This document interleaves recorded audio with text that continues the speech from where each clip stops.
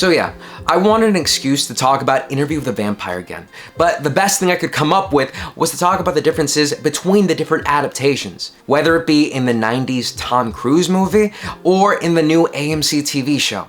But here's the thing, I didn't just want to limit myself to those two because they're fantastic, and if I'm to be honest, I think every single Interview with a Vampire fan has already watched the movie and TV show countless of times over. But in my journey to find more content in the Vampire Chronicles franchise, what I've stumbled upon are a few different adaptations that I don't think a lot of people really know about. Like for instance, we've got the 90s innovation comic book series, Interview with a Vampire. A series that ran for like a dozen or so issues, but has art that ranges from being so absolutely stunning to looking meh, you know? I mean, look at this. This is gorgeous. This looks like this was painted on that stained glass that you're gonna find on like Gothic cathedrals. That looks stunning. Meanwhile, on the other hand, here is Lestat looking much less like a brat prince and more like a little angry man. Both can be very true at the same time. But on the other hand, did you know that Japan made a manga adaptation of Interview with a Vampire? Yeah, and this version is called Yoake no Vampire, or as it translates to, The Vampire at Dawn. And it does one very spectacular thing, something that I wasn't really expecting at all, something that makes me feel a little bit dumb for not thinking about when I watched the series for the first time. It makes Interview with a Vampire a borderline yaoi. Who knew? Scratch that. I should have known that Interview with a Vampire would have fit as a boys love manga. I mean, look at this. This is the most shoujo thing that I have ever seen. Look at how pale-faced and big-eyed Louis looks over here. You get that same treatment done on every single one of these characters over here. Oh my God, my Shayla. At some points, I can't even tell them apart. Or at other times, you're gonna get also different kinds of adaptations, like in 2012, when we got the graphic novel titled Interview with a Vampire, Claudia's Story. A spin-off, essentially, which covers the exact same events of the original story, but it's just retold through Claudia's perspective. Something that's pretty unique compared to all of the different adaptations that have been made, but I think elements of this were used to make the AMC TV show, which I'm gonna mention later on in this video before I get ahead of myself. And I want to compare all these different adaptations that we got over here to see what they all took away, what they added on, what they did to make them feel so unique, so different from one another. And why I honestly think that comic book version might be the most accurate to the original book. I'm Randy, and I'm going to be able to guide you through all these. So to start off, let me talk about the elephant in the room. And that is gonna be the AMC version of Interview with the Vampire, because this is the version that definitively has the most changes compared to everything else that we see. But I'm also gonna drop my bias here too. It is also my favorite version of Interview with the Vampire because one, I just absolutely adore the story, everything that they did, and it's also my introduction to the entire franchise. I honestly think that every single change that they have made has improved the story. By moving the story about a century later, you modernize it a little bit, and it's more removed from those more problematic things that you're gonna see. I mean, no longer is Louis gonna be a white slave owner that lives on a plantation. Come on. I don't really want to follow a guy that his whole backstory is really just that. No matter how much of a nice guy these stories try to tell you he is. The change in Louis being a black man that lives in Louisiana fits the setting to a T. You're able to talk so much more about current events that are happening in the world at that time. Changing the races of Louis, Claudia, and Armand, in my opinion, adds so much to the story, whether it be in adding on to the pressure and oppression that these characters already feel, and it adds on to that feeling of already being different once they turn into a vampire. To be honest, the only people that dislike the decision of changing the characters' races are people that never gave a damn about Interview with a Vampire in the first place. They only care about them being white. And when we cut back to present day where the interview is being held, we see that we're not in San Francisco where every single one of our other stories begin. We actually begin in Dubai. Because, well, a lot of the events have shifted. That original interview already actually took place, where you can actually say that this is a second interview because the first one was already held in San Francisco, and this is just a revision on everything that was said that first time around, which honestly can explain a lot of the differences between these different iterations of the series. Because this is the revised revised take. But now we can dive in a little bit more with all of our other storylines that we've got over here. So in the comic book, the 90s movie, and in the manga, all of these start with Daniel and Louis over in San Francisco holding the interview. And we drop right into Louis' backstory where the movie makes the first biggest move, where it actually gives Louis a wife and a daughter that have died. Something that's mentioned in passing and only shows up in this one version. It really doesn't affect the story in any way, and to be honest, it kind of feels like an executive decision, something that was said by one of the higher ups that came down to the studio and said, hey, we gotta put this line, this little piece in the movie so that audiences don't think Louis gay or something like that, because 90s audiences apparently really couldn't handle that. And the studio decided to just keep it going, I guess. All of the other versions have Louis being depressed because he loved his brother who recently passed away. And now he's looking to find a way to die. Which is where we get Lestat coming down to attack Louis, just out of nowhere. And I guess this is where we're gonna talk about the treatment of Lestat as a character and all these different adaptations. Because the only version of Interview with the Vampire that gives Lestat that charming, romantic personality, that feeling to him, is the TV series. All these other ones, since they're the initial meeting with Daniel, Louis giving his impressions of everything that he remembers from that time, he portrays Lestat as being this very angry, evil man that he has no real connection to in some sort of way. There's no love here, there's no attachment here. If anything here, it feels like Louis is just being dragged along the entire time against his will. I mean, I know in the original book, Anne Rice never really thought of it as being a gay storyline until after the book was written, but it's something that the TV show utilizes as its backbone for the entire story. It's something that the movie pretty much ignores, but that relationship, that kind of romance that's involved with these characters is something that is avoided with Lestat, but is actually given to Armand in both the comic and the manga. That's where those very strong feelings of love really start to come in. I mean, in several of these adaptations, it mentions Louis saying that the closest he ever felt to Lestat was that one night that they slept in the same coffin together. Which makes you think, yeah, that's definitely not how the series went down, was it? And the main difference there is because, well, vampires don't really have sex in the original book. They don't have sex in the comic, in the manga, in the movie. That's not really a thing, but that's something that is very heavily used in the TV show, adding much more weight to that relationship and that dynamic that they have as characters. Moving forward a little bit, this is going to be something that the 90s movie and the AMC series both omit, and this is something that the comic and the manga both have. It's Lestat's father, who still lives with him. Because, well, here's the thing. Lestat isn't this much older vampire as he is in the TV show. He's just this young guy that got turned pretty recently. And he keeps his dad around. He's someone that he both absolutely hates, but he also has like this loving feeling for him because he can't even bring himself to kill his own father. This is a pretty big point because in the TV show, we see that Lestat absolutely hates his father, his family. He hates them. It's one of the things that sets him off at that family dinner that they're having. The movie doesn't bring up Lestat's backstory at all. But in these two, we see Lestat's resentment towards this old man. At the end of the day, he sees him as a thorn that he needs to get out of his sight. And then when he does die, that's when Louis and Lestat officially start to live together and then start going on their hunts and everything for the next few years or so. Where another big difference comes in. Because in the comic, we've already been introduced to this woman named Babette.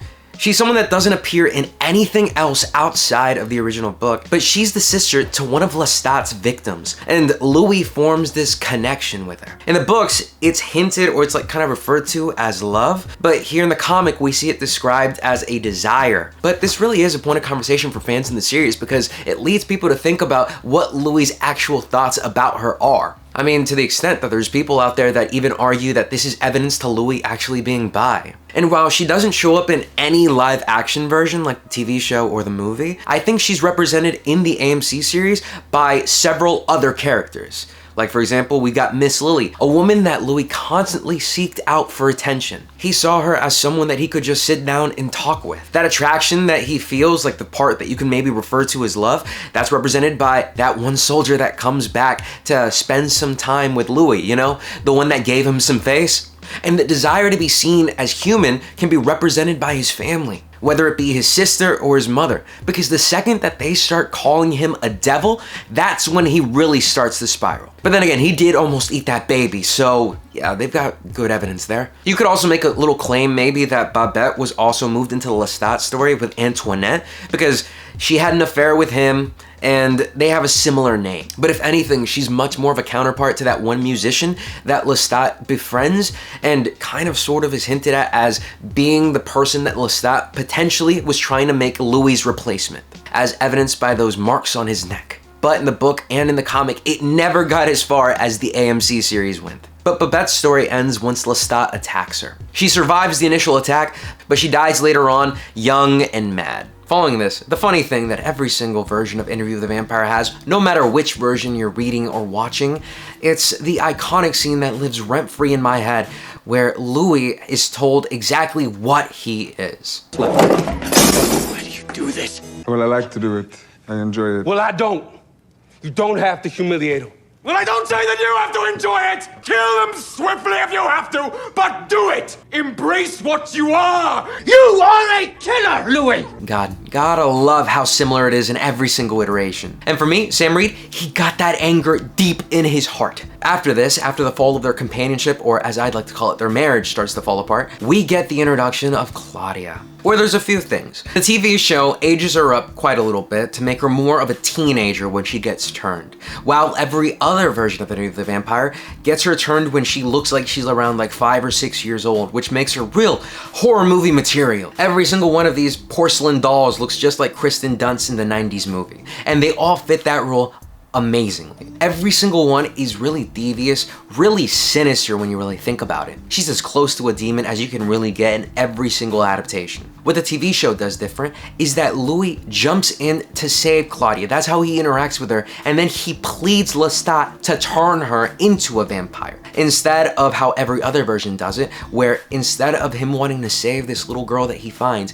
he actually attacks her on instinct. It's something that horrifies him down to his very core. And once Lestat actually sees what's going down, he starts to laugh. He starts to say he's finally becoming the vampire that he can truly be. And he manipulates the whole situation, so when he turns Claudia, it's to force Louis to stay with him. Again, in every single version, Lestat is just a complete menace. Claudia is a stone cold killer in every single version. I mean, she just enjoys to slaughter people. But surprisingly, I feel that the only version of Claudia that actually gives me like a feeling of sympathy, that actually makes me care about her as a character, is the AMC TV series, primarily because of the introduction of Claudia's diaries. This is something that no other version talks about because this is a TV show exclusive kind of thing. Here is where I kind of bring up that side story, that spin-off that I brought up earlier, Interview with the Vampire, Claudia's story, the series that's just based on her perspective on the entire series of events. Because what I think happened was like they saw that and they were like, hey, we can implement that same kind of storytelling if we just use her diaries to give us that perspective. Something that seemed like a really genius take because you got to see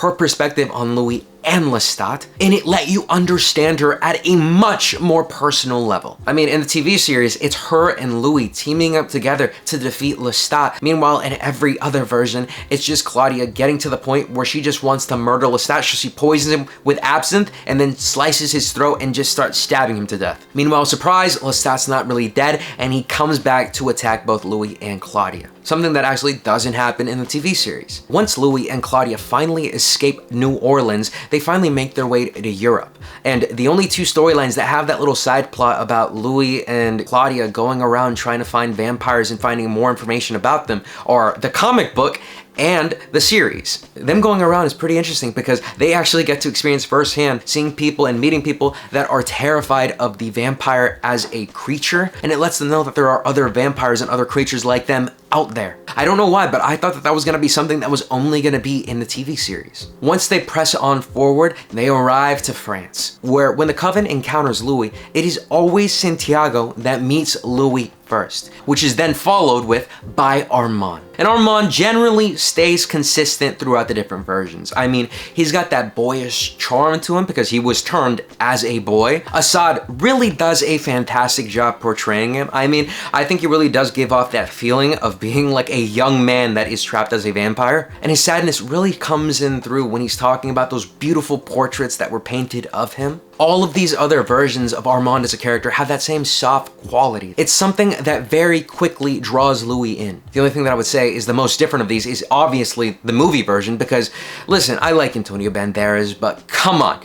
That man is not Armand, okay? That just doesn't really fit. After a while of living in Paris, Louis and Armand get this friendship, get this relationship starting to go on, where very obviously, as stated in the manga and in the comic book, outright state that it's love, and the movie just kind of hints towards it a little bit. In all these different versions, this connection that Louis has towards Armand is what eventually starts to pull him away from Claudia, where she eventually starts to seek someone out for herself, and that ends up being Madeline, where in the TV show, we have her much more of a companion, much more of an intimate relationship with Claudia. Meanwhile, in the movie, in the comics, and in the manga, she's kind of more of like a mother figure, someone to be with her, but it definitely isn't in that same vein. In the TV show, Armand is brought along to try and turn her before Louis does, but in every other version, Louis just does that for her. And at the end of the Paris arc, we finally get the trial where Louis and Claudia are at the whim of the Coven, and where we have the grand reappearance of Lestat, where it's a little bit different every version, because in the 90s movie, Lestat doesn't appear for the trial. In the comic book and the manga, we get Lestat, but he is in a completely terrible state, completely disheveled. His face is scarred up and awful, and he is in a terrible mood. He needs to bring Louis back to New Orleans. He doesn't care what happens to Claudia, and in fact, he wants her to be killed off. Meanwhile, in the TV series, he shows up in the most perfect form of all time. I mean, have you seen his hair in a nicer state than this? The only thing that's broken at this point is his heart. And the resulting trial is different in, I think, every single way. In the TV show, Lestat obviously wants to save Louis, and he plans it from the beginning that he is going to save him no matter what. So he uses his powers to save him during the trial. But he's unfortunately unable to save Claudia, even though he actually does desire to save her. In the comic book, Lestat wants to save Louis, but more importantly, he wants to talk to him in a more genuine way. There's a big character shift that you see in the first half version of the comic book when you see Lestat, and in the second half when you now encounter the Lestat that has gone through all of the terrible things that have happened to him in the last few years. Throughout the entire thing, it kind of just seems like he just wants one conversation with Louis so he can straighten things out, which ultimately doesn't end up happening. He wants Louis to suffer pretty much no consequences. He doesn't blame him for anything that really happened. Louis doesn't want to hear any of this at that moment, and what ends up happening is the Coven just puts Louis in a box. Every single version has him put in a coffin as he is entombed. And in every single version, the one person that gets him out is Armand, where he gives the same spiel in every single version that he didn't know what was going to happen and he couldn't save Claudia, because Claudia gets burned to ash with Madeline. And the glorious thing that Louis does in every single version is completely demolish the Coven. Still, probably the most badass thing that is included in every single one of these versions, seeing Louis just kick ass and just completely demolish them is fantastic. The after story with Armand though, that's where it changes. The movie has it so that Louis and Armand don't really go anywhere. After the death of the entire Coven, once Armand tries to get Louis to join him, Louis says that he knows everything that went down and that he can't fool him, and they split ways. Meanwhile, the comic book, the manga, and the TV series have Louis and Armand start to travel together, whether it be to Egypt, more places in Europe, pretty much all around the world. The difference is, in both the comic and the manga, they encounter this one period in time where the truth gets revealed, where they both sit down and they start to explain that there's things in the relationship that are different now. The entire passion that was there in the beginning is kind of fizzled out. And in the comic book in specific, there's an interaction that has Louis and Armand talking where they have the discussion about the death of Claudia, and Louis says that he always knew. And Louis says that he figured it out a while ago, but that hate didn't bring him anything. The TV series, of course, does the most different thing of all